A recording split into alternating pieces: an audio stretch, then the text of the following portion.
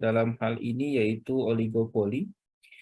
Imperfect competitions refers to those market structures that fall between perfect competition and pure monopoly. Jadi pasar oligopoli ini sebenarnya berdiri di tengah-tengah ya antara pasar persaingan sempurna ya dan pasar monopoli ya yang sempurna juga. Jadi kalau saya boleh gambarkan ada dua sumbu ya, ada dua sumbu. Sumbu kiri itu adalah pasar persaingan sempurna dan sumbu kanan itu adalah pasar monopoli.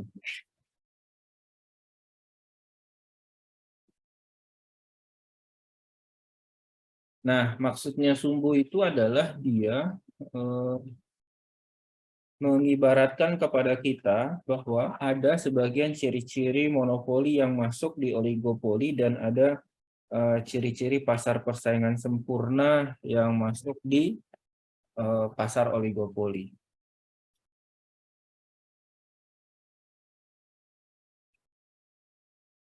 Jadi kalau saya gambarkan di sumbu ini,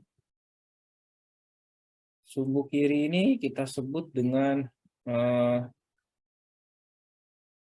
monopoli. Di sini adalah pasar persaingan sempurna, ya. Nah, di tengah-tengah di sini ada yang kita sebut pasar persaingan monopolistik. Nah, di sini kita ada oligopoli. Nah, oligopoli itu memang dia lebih dekat ke arah monopoli. Nah, tetapi ada juga ciri-ciri yang diambil dari pasar persaingan sempurna. Nah, lebih dekat dari monopoli kenapa? Karena penjualnya dia beberapa. Sellernya itu dia beberapa seller gitu ya. Kalau monopoli kan cuma satu seller. Kalau dia beberapa. Nah, berapa? Jadi dia beberapa dan lebih dekat ke monopoli, cuma ada sebagian karakteristik dari pasar persaingan sempurna tadi yang dimiliki oleh oligopoli. Karena sellernya lebih dari satu gitu ya.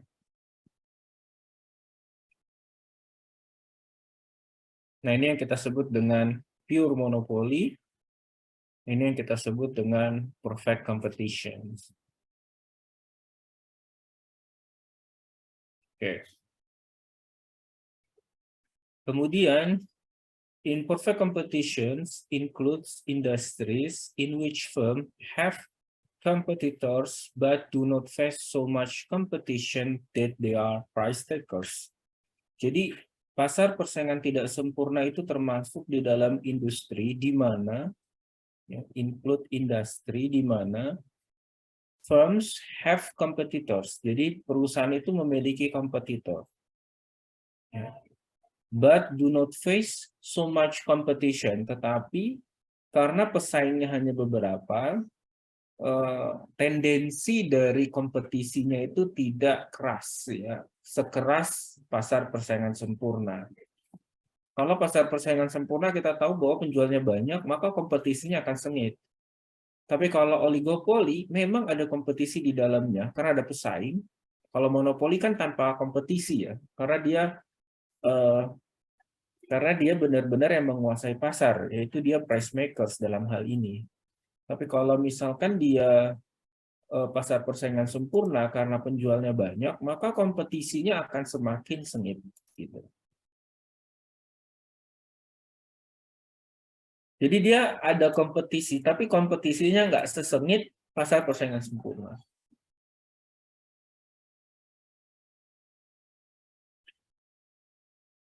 Nah, ciri-ciri dari pasar persaingan imperfectly competitive market atau pasar persaingan tidak sempurna dalam hal ini oligopoli.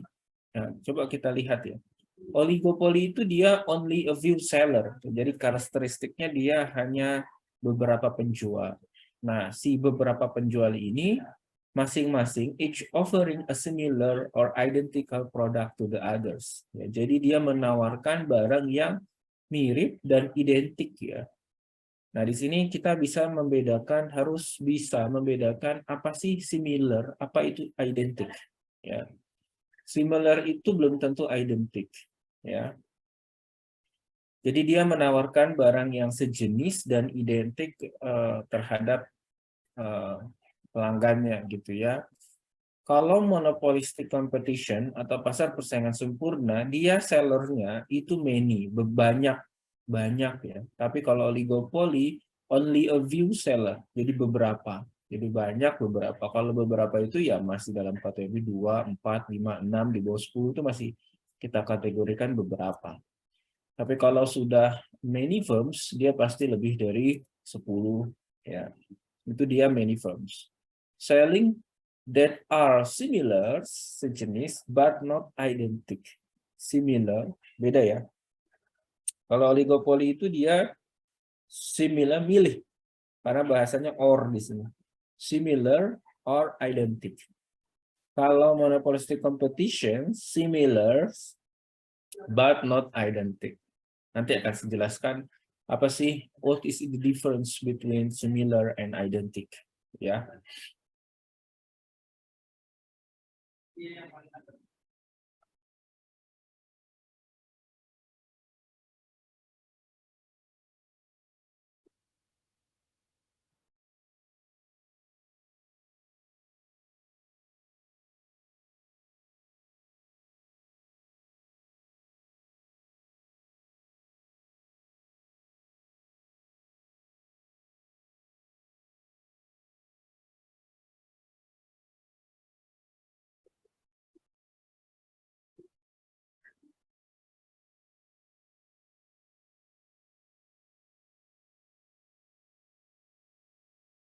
Nah, kalau kita lihat di sini number of firms, ya jumlah perusahaan. Kalau satu saja berarti dia masuk ke monopoli.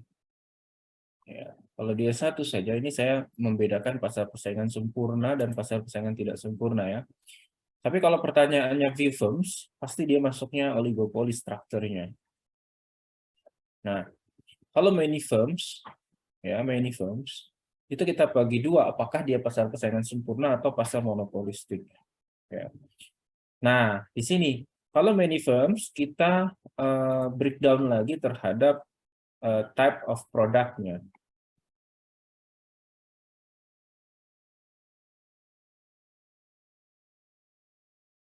Kalau type of produknya itu adalah differentiated product, maka kita masuk ke dalam monopolistic competitions. Kalau identical product, kita masuk ke perfect competition.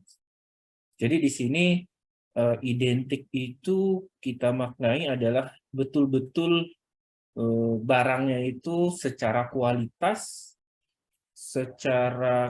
itu sulit untuk kita bedakan secara kasat mata antara satu orang dengan jasa orang lain, seperti fotokopi. Kita sangatlah sulit membedakan ini kualitas fotokopi yang bagus, ini kualitas fotokopi yang kurang bagus. Karena secara kasat mata itu ya sama-sama aja, kalau kita pakai jasa fotokopi ya dokumen kita digandakan. Nah itu saja. Kita nggak terlalu memperhatikan ini kualitasnya tebelnya sekian, yang penting kelihatan clear. Gitu ya. Nah itu yang kita sebut dengan identic product. Nah, kalau differentiated product itu dia lebih ke arah produknya sama, tapi secara kualitas itu berbeda. Coba kita lihat secara movie ya, movie. Kualitas movie di Hollywood sama kualitas movie di Indonesia itu sama-sama movie kan, sama-sama film, ya. Tapi kalau kita look at the details, pasti kualitasnya akan berbeda ya antara movie yang diproduksi di Indonesia dengan movie yang diproduksi di luar. Apa perbedaannya ya, dari aktornya, dari background musiknya, kemudian dari latarnya, dari pemainnya dan seterusnya. Nah, itu kan oke, itu dia sama-sama movie, cuma kalau kita look at the details, pasti dia akan terjadi diferensiasi ya, atau perbedaan antara satu movie dengan movie yang lain yang kita tidak bisa samakan kualitasnya. Nah itu pasti kalau kita melihat masuk ke sinema gitu ya, kita akan lihat oh yang tayang ini Indonesia, yang tayang ini Western gitu ya, pasti akan lebih cenderung kita akan memilih Western gitu dibandingkan movie yang ada di Indonesia.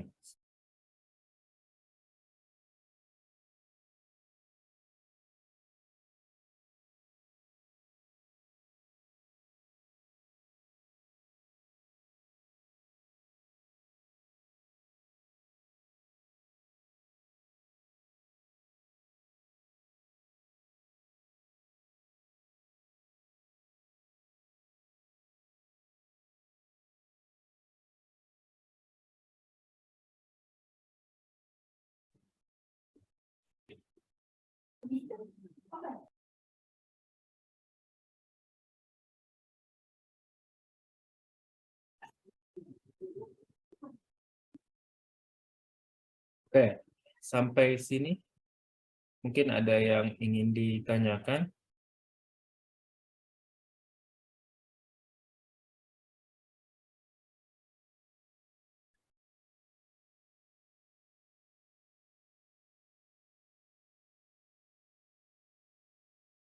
Kalau kalian lihat perbedaan antara orang kembar dengan kembar identik itu pasti akan berbeda ya. Kalau kembar identik itu benar-benar susah kita untuk melihat perbedaan satu orang dengan satu orang yang lain gitu ya. Kalau kembarnya ya sekedar mirip ya, tapi kalau kembar identik itu kadang-kadang kita kesulitan ya untuk membedakan ini si fulan, ini si fulanah gitu ya.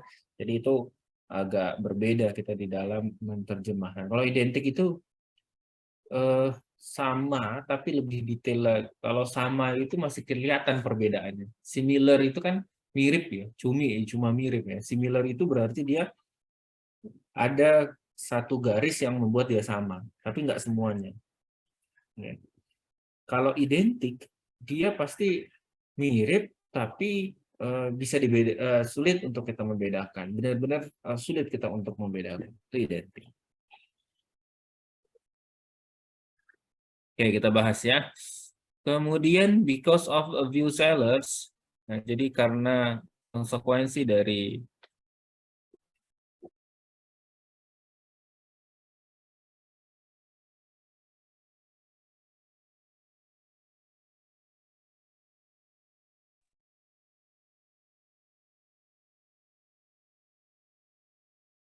karena eh, beberapa perusahaan tadi atau beberapa perusahaan tadi, the key feature of oligopoly is the tension between cooperation and self-interest ya. Jadi hmm, karena dia perusahaannya misalkan cuma ada 4 ya.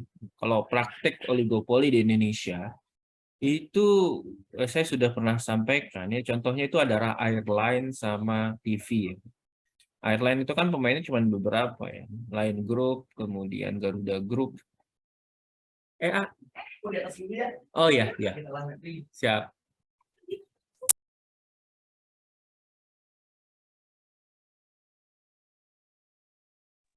Aku kirim sekarang ya, Bu. Jadi kadang-kadang kalau kita ketahui,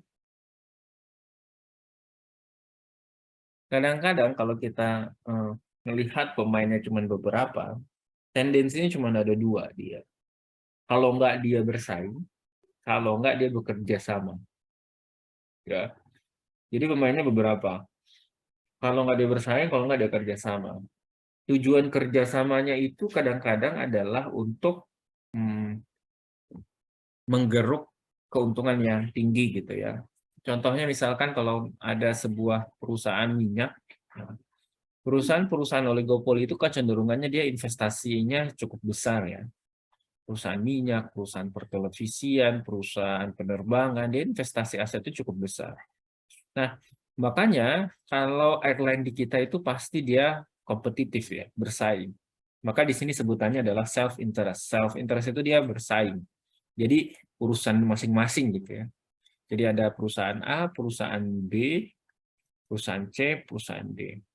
Nah, kalau cuma 4 perusahaan, muaranya 2. Kalau nggak dia cooperations atau bekerja sama, atau dia compete, ya, competition.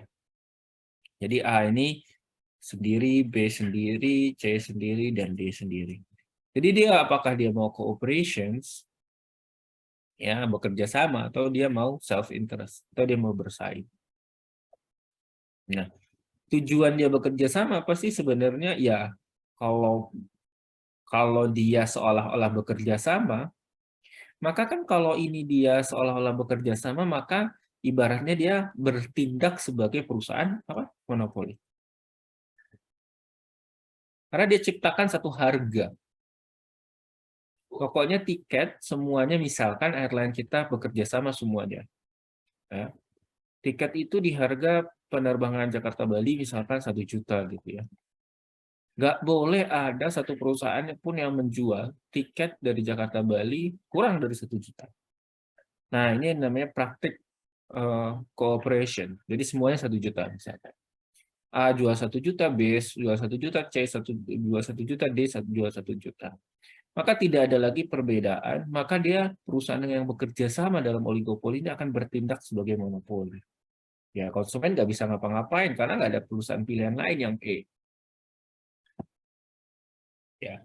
Kemudian dia juga bisa bertindak sebagai competitions. Makanya kalau dia bertindak sebagai competitions, masing-masing tidak akan terpengaruh, tidak punya kerjasama, maka akan kita bentuk yang kita sebut dengan price war. Ini perang harga pasti. Ya, waktu itu kita kalau perang harga yang diuntungkan pasti konsumen. Pasti ya, kalau yang perang harga itu yang diuntungkan oleh konsumen. Bagaimana dulu kita di zaman-zaman saya waktu itu ada yang CDMA Asia ya, kalau nggak salah ya. Asia itu kan dia SMS itu 1 karakter 1 rupiah gitu ya. Kemudian nelpon 1 jam cuma 2.000 dan seterusnya. Nah, ini dia perang harga pas price war gitu ya. Lalu dia bertindak masing-masing. Nah, tinggal sekarang hitung-hitungannya di perusahaan saja. Dia mau cooperations, keuntungannya berapa? Apakah dia mau perang harga, keuntungannya berapa? Tinggal dia milih ya, apakah mau cooperations atau dia mau competitions. Okay, so far, any questions?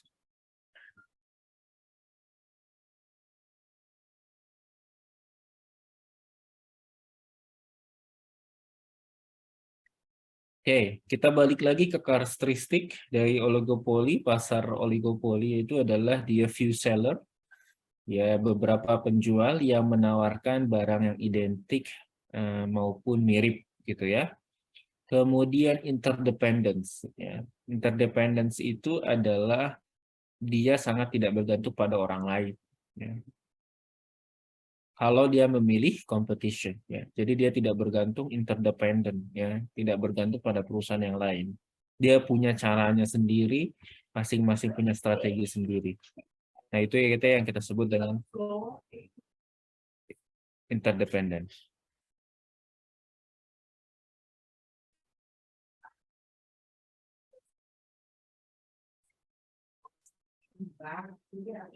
Kemudian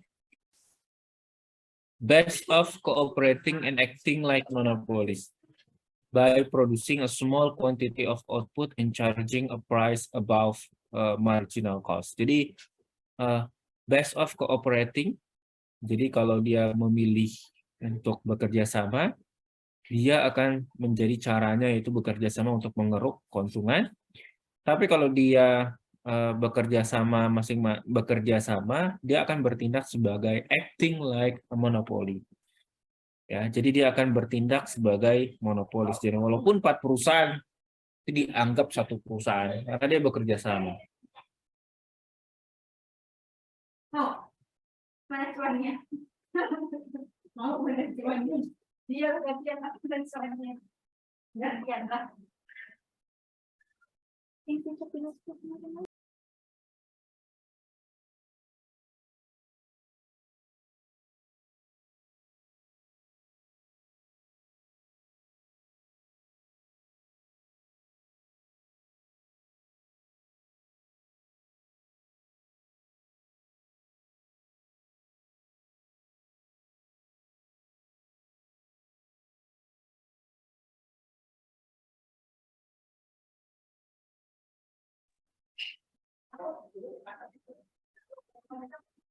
By producing a small quantity of output and charging a price above marginal cost. Jadi dia akan ngecas harga jual di atas tinggi ya, di atas harga HPP-nya. Gitu ya.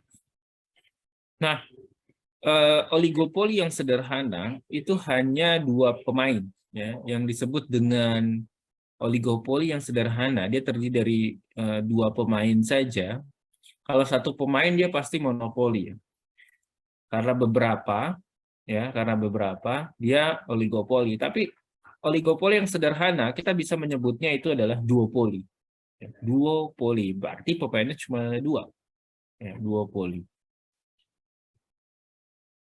Duopoly is an oligopoly with only two members. Jadi duopoly ini adalah struktur oligopoli yang terdiri hanya dua pemain, gitu ya.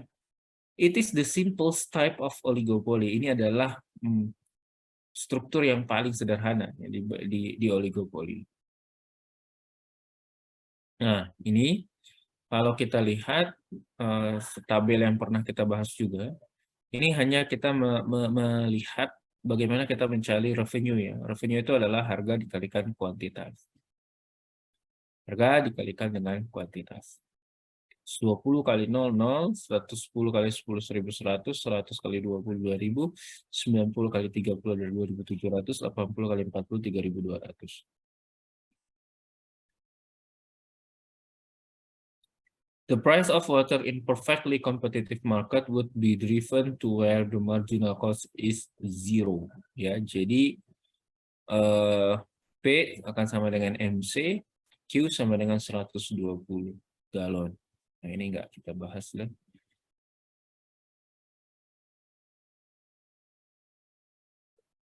Kita skip saja.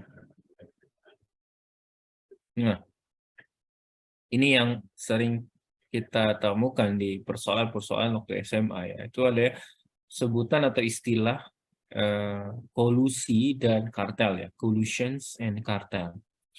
Apa itu collusions? Kalau collusion itu adalah manifestasi dari duopolis ini ketika dia membuat sebuah an agreement. An agreement atau persetujuan atau kesepakatan among the firms in a market about quantities to produce or price to charge ya. Jadi kalau yang kita sebut dengan kolusi, dia akan beberapa perusahaan tersebut akan sepakat untuk menjual pada kuantitas tertentu atau harga tertentu. Bahasa di sini adalah atau ya, kuantitas tertentu atau harga tertentu. Kalau yang dinamakan kartel, dia sifatnya sudah unison. Jadi yang dia sepakati sudah done, price and quantity.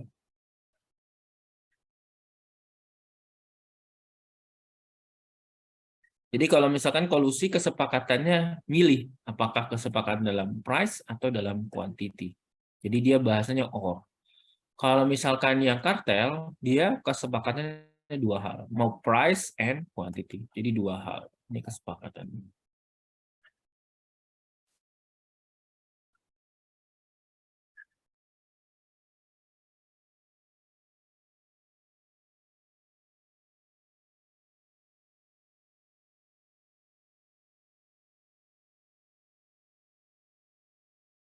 Jadi itu perbedaannya ya antara kolusi dan kartel. Oke, ada pertanyaan sampai sini?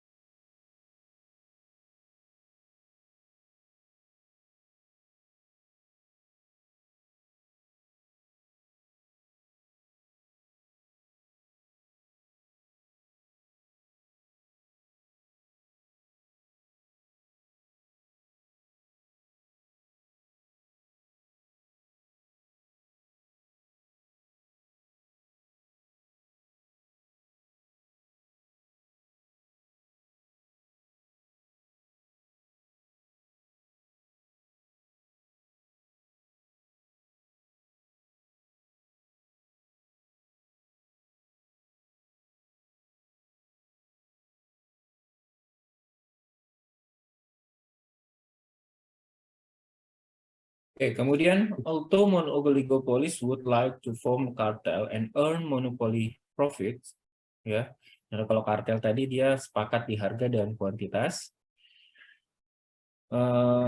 that is not possible. Jadi kadang-kadang kalau mereka berpraktik di dalam kesepakatan harga dan kuantitas, kadang-kadang ada saja kecurangan-kecurangan yang mau dibuat oleh salah satu dari pemainnya. Ya, nah ini yang kita sebut ada saja kecurangan. Itu nanti kita bahas di game teori. Tetapi dalam kaitan di sini adalah kadang-kadang oligopoli ini dimaknai oleh sebagian orang itu adalah sebagai praktik monopoli juga. Maka dia akan bertabrakan juga dengan undang-undang antitrust, ya. Jadi undang-undang persaingan usaha tidak sehat. Di Indonesia ya itu ada komisinya. Ya, oligopoli ini pernah juga diklaim sebagai pelanggar undang-undang karena dia bertindak sebagai monopoli. Ya. Nah, di dalam oligopoli ada yang kita sebut dengan Nash equilibrium. Nah, Nash equilibrium itu adalah situasi di mana para pemain, economic actors, interacting with one another, each choose their best strategy given the strategies that all the others have chosen. Jadi itu adalah titik di mana posisi final dari setiap perusahaan dengan asumsi perusahaan tersebut sudah mempraktekkan strategi yang paling baik menurut versi perusahaan tersebut. Jadi misalkan Nash equilibriumnya di kuantitas 40 gitu ya untuk perusahaan A, Nash equilibriumnya untuk perusahaan B adalah 60. Dan di situ bisa dibilang Nash equilibrium itu adalah mereka sudah melakukan perang strategi dan di final itulah mereka akan menghasilkan sebuah output. Jadi Nash equilibrium adalah kondisi terakhir di mana para pemain tadi sudah melakukan strategi terbaik dan melakukan interaksi antara satu dengan orang lainnya, gitu ya.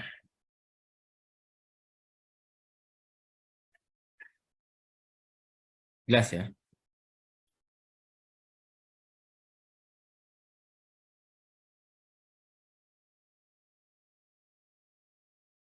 Nah, saya sudah sampaikan tadi bahwa jumlah output yang dihasilkan di oligopoli ini tidak sebesar pasar persaingan sempurna, namun tidak sesedikit pasar monopoli. Jadi dia in between. Jadi dia posisinya di tengah-tengah. Posisinya lebih banyak.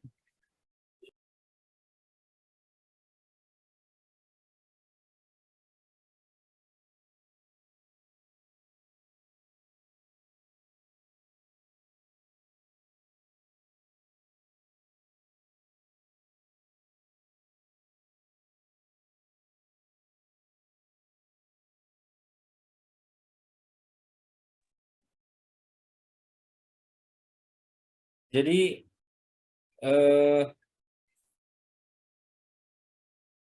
sekali lagi, kuantitas yang diproduksi di dalam pasar oligopoli itu adalah lebih banyak dibandingkan pasar monopoli, tapi lebih sedikit dibandingkan pasar persaingan sempurna. Ya. Karena dia berada posisi di tengah-tengah. Untuk harga, the oligopoly price is less than the monopoly price, but the greater than competitive market. Jadi gini, saya bisa mengasumsikan gini, kalau kita bentuk dari kuantitas oligopoli, ini pasti lebih tinggi dibandingkan kuantitas monopoli. Dan juga di sini tapi lebih kecil dari kuantitas pasar persaingan sempurna. Kalau harga oligopoli itu posisi di tengah juga, price oligopoli. Cuma di sininya adalah price-nya lebih kecil dibandingkan price monopoli, tapi lebih tinggi dibandingkan price pasar persaingan sempurna.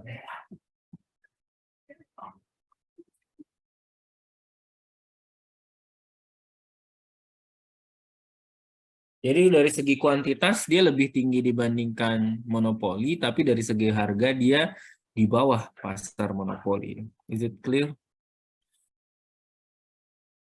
Kalau saya gambar seperti ini, clear nggak?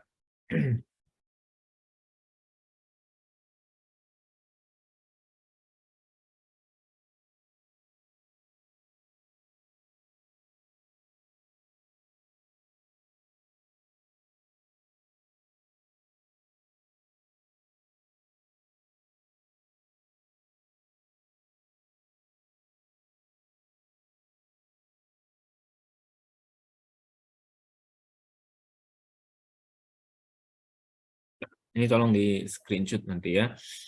Oke.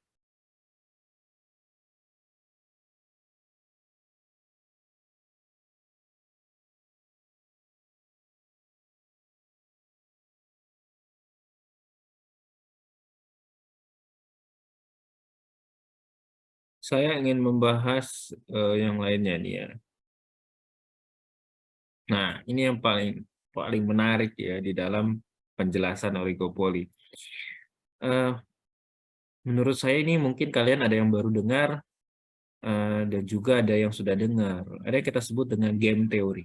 Ya, ini adalah teori yang sangat monumental. Kalau kalian tahu ini game teori itu adalah berbicara masalah sebuah pembelajaran bagaimana seorang perusahaan itu, seseorang itu behave, berperilaku di dalam situasi yang strategik. Ya. Strategic decision di sini dimaknai adalah those in which each person in deciding what action to take must consider how others might respond to that actions. Jadi kita berperilaku itu atau menerapkan strategi itu mikir-mikir terhadap strategi apa yang akan dilakukan pesaing kita. Jadi kita menetapkan langkah kita based on strategi pesaing kita. Kalau strategi pesaing kita ingin sesuatu actions, maka kita antisipasi dengan strategi yang paling baik pula, gitu ya.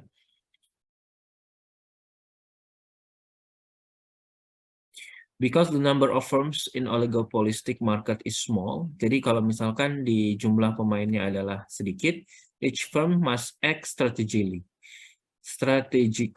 Jadi setiap perusahaan itu bertindak secara strategis. Each firm knows that its profit depends not only how much it produces, but also how much the other firms produce. Ya, nah praktek di dalam Pearson's Dilemma ini gini. Nah ini menarik ya. Ini perlu kalian perhatikan. Nah, ada dua orang. Pearson's Dilemma ini bicara gini. Si Bonnie sama si Clyde ini dia adalah seorang narapidana. Dia adalah seorang yang mencuri uang di banking, di perbankan. Sebelum dia melakukan aksi pencuriannya, ya, si Bonnie sama si Clyde ini, dia bersepakat. Ya, ini praktik game teori ya. Jadi si Bonnie sama si Clyde ini dia bersepakat, pokoknya kalau kita ketangkap, tidak ada boleh yang ngaku. Siapapun yang ketangkap, mau si Bonnie atau Clyde yang ketangkap, atau kedua-duanya ketangkap, itu tidak boleh ada yang ngaku bahwa kita mencuri. Ya. Suatu malam dia melakukan, setelah bersepakat, merencanakan pencurian di salah satu bank di Amerika, kemudian dia sepakat. Pokoknya tidak boleh ada yang ngaku deh kalau salah satu ketangkap. Misalkan Clyde ketangkap, dia jangan nyeret-nyeret Bonnie. Nah, suatu saat aksi pencurian tersebut berlangsung gitu ya, aksi pencuriannya berlangsung, kemudian tiba-tiba mereka berdua ketangkep ya. Setelah mereka mencuri bagi hasil gitu ya, kemudian ketangkep, kemudian ditangkap di BAP, di berita acara pemeriksaan, tapi di ruangan yang terpisah, tidak dipertemukan antara si Clyde sama si Bonnie ini adalah salah satu strategi dari kepolisian untuk melakukan investigasi dan melakukan berita acara pemeriksaan. Jadi di ruangan yang terpisah. Kemudian masing-masing si Bonnie sama si Clyde ini diinterogasi, ditawarkan, ya, ditawarkan. Penawarannya gini, kalian lihat di matriksnya, penawarannya gini. Kalau Bonnie ngaku, ya, kalau jadi penawaran ke Bonnie gini, kalau kamu ngaku, kamu akan di penjara 8 tahun seandainya si Clyde juga ngaku. Ya, jadi masing-masing 8 tahun. Jadi confess itu mengakui. Tapi kalau Bonnie itu diam, tidak mengaku, ya, dia tidak mengaku, dia akan dipenjara 20 tahun seandainya si Clyde mengaku. Jadi kalau Clyde-nya mengaku, Bonnie-nya diam, Bonnie lah yang jadi dipenjara 20 tahun, tapi si Clyde-nya bebas, goes free. Nah, jadi gini, kalau mereka mengaku, masing-masing dari mereka mengaku, tinggal antisipasi dari lawannya saja. Kalau sama-sama ngaku, kena masing-masing 8 tahun. Kalau satu ngaku, satu nggak ngaku, ya, satu ngaku, maka yang ngaku tadi dia bebas, tapi yang diam tadi dia akan kena 20 tahun. Tapi kalau dia dua-duanya sama-sama diam, dia akan masing-masing kena 1 tahun. Kira-kira nas equilibriumnya akan berada pada posisi yang mana? Can you predict the nas equilibrium will be in the specific matrix A, B, C, or D? Kira-kira nas equilibriumnya akan berada pada posisi yang mana? Berarti kan pilihannya, ya, kalau saya ngaku paling apes saya 8 tahun. Ya, tapi kalau saya nggak ngaku, ya, paling apes saya kena 20 tahun.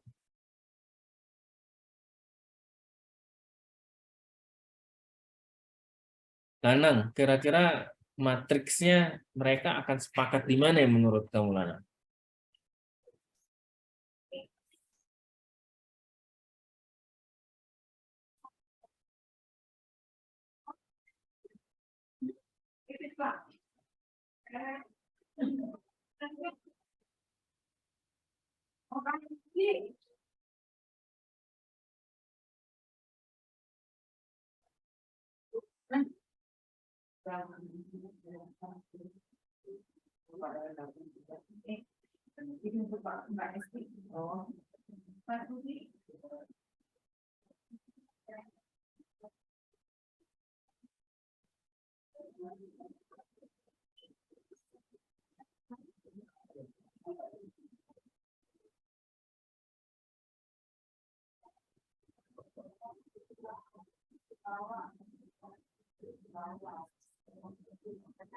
Lanang kira-kira mau di tempat yang mana akan?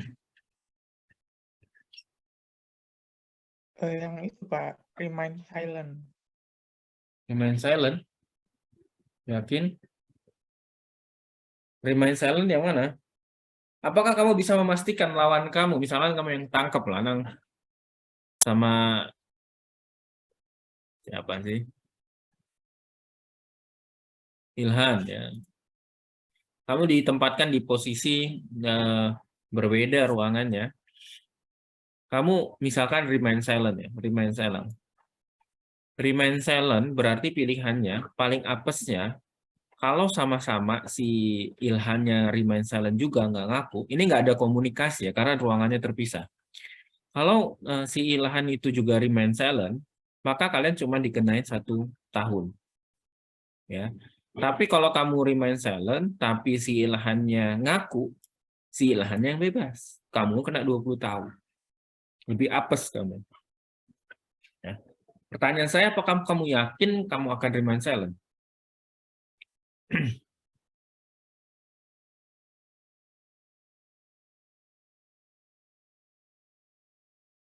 Enggak, Pak. Enggak. Kamu akan milih yang mana dalam kondisi ini? Berarti kalau kayak gitu confess aja sih, Pak. Ya, oke, confess. Kalau confess, berarti kalau sama-sama confess, itu 8 tahun masing-masing. Tapi kalau kamu confess, teman kamu remain silent, kamu akan bebas. Maka pasti equilibriumnya atau nas equilibriumnya di posisi ini. Di posisi yang sama-sama confess. Ya, karena dia tidak bisa ya, inilah namanya praktik yang awalnya kita kesepakatan, cooperation. Nah, ini tingkat kesepakatan kita itu diuji di sini. Yang awalnya kita bekerja sama, jangan sampai kita saling sama-sama ngaku, bisa jadi di tengah-tengah atau di akhir ada yang curang, ada yang mengaku. Ya, sebaik-baiknya perbuatan jahat kadang-kadang ada saja kesandungnya, seperti kasusnya Sambo. Itu semuanya sudah disetting sedemikian rupa. Ada saja celahnya. Ya, ada saja celahnya. Jadi, antara kesepakatan Clyde sama Bonnie yang awalnya sebelum aksi pencurian tadi, kita sepakat ya, nggak sama-sama ngaku kalau ketahuan. Maka pasti akan dapat 1 tahun. Tapi nggak ada yang menjamin pada saat dia diinvestigasi, diintegrasi, kira-kira lawan saya akan bertindak apa ya? Dia tetap akan pada kesepakatan awal, atau dia akan berdusta, atau dia akan ingkar janji. Daripada saya bingung, mendingan saya ambil aman saja. Kalau saya confess, apesnya saya 8 tahun. Tapi kalau saya beruntung, saya bisa bebas. Kalau lawan saya remain silent. Tapi kalau saya ambil posisi remain silent, ya, kalau remain silent, saya bisa yang paling apes itu adalah saya kena 20 tahun. Tapi yang paling enak adalah saya kena setahun. Bayangin ya, 8 tahun sama 20 tahun kan selisihnya cukup besar di 12 tahun. Ya. Nah, saya sebut maka antara satu perusahaan atau antara satu orang dengan satu orang lain itu saling memperkirakan strategi lawan akan seperti apa di dalam game teori. Nah, hasil akhir dari strategi lawan tadi, kemudian kita melakukan aksi, sudah lawan, kemudian di-tackle sama lawan yang lain, kemudian di-tackle sama yang lain. Nah, ini yang kita sebut dengan nas equilibrium. Sama seperti kemarin itu sepak bola antara Korea Selatan dan Ghana gitu ya. Dia saling adu strategi. Di awal di babak pertama tuh 2-0 menang Ghana. Di balap 2-2 sama Korea Selatan. Itu nah kemudian di akhir kemudian ada tendangan mendatar ke gawang sebelah kiri, itu gol gitu ya. Maka hasil akhir dari fluid panjang tadi yang awalnya dikasih corner kemudian nggak dikasih corner terus kemudian wasit dikasih kartu merah ya itu hasilnya 3-2. Nah, hasil 3-2 tadi setelah perang strategi itu yang kita sebut dengan nas equilibrium. Setelah semuanya berakhir, outputnya berapa, itu yang kita sebut dengan nas equilibrium. Nah, ini yang kita sebut dengan prisoner's dilemma, yaitu dilema narapidana yang sudah melakukan pencurian. Nah, ini menarik ya. Kalau kita pelajari ternyata mereka saling adu strategi. Ya. The dominant strategy is the best strategy for a player to follow regardless of the strategy chosen by the other players. Ya. Jadi strategi dominan itu adalah strategi yang dianggap oleh pemain satu itu adalah strategi yang paling baik, gitu ya, dibandingkan strategi yang sudah dipilih oleh pemain lainnya. Di sini dikasih tahu bahwa cooperation is difficult to maintain. Jadi kerjasama itu sangat sulit untuk dilanggengkan. Jangankan orang yang punya usaha bareng, ya, manusia yang di ikatan pernikahan saja bisa-bisa nggak langgeng gitu. Bisa jadi nggak langgeng. Ini dua kepala manusia yang mendirikan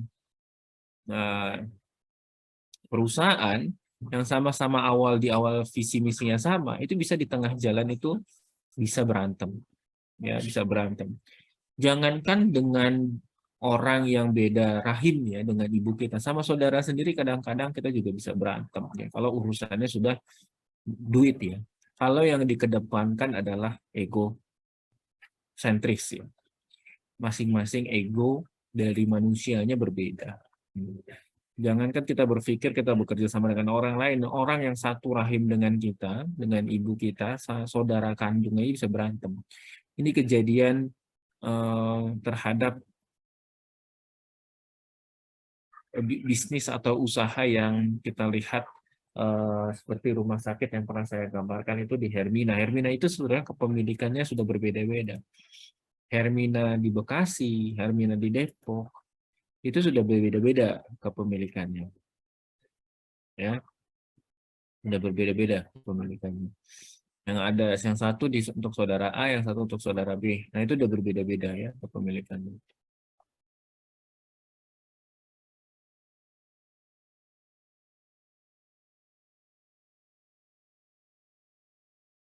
Oke, kita berhenti di jam 11.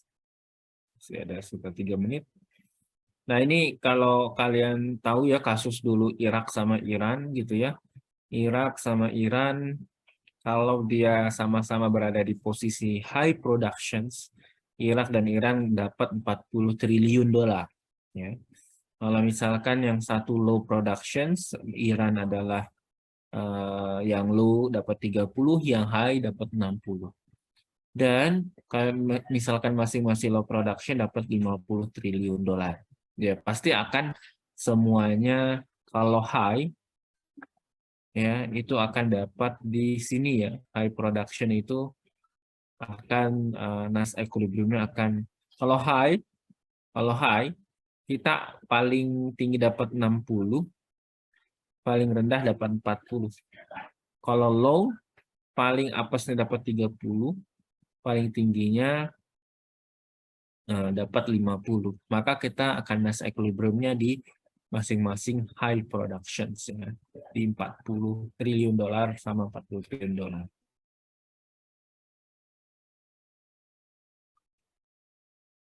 Self-interest makes it difficult for oligopoly to maintain a cooperative outcome with low productions, high price, and monopoly profit.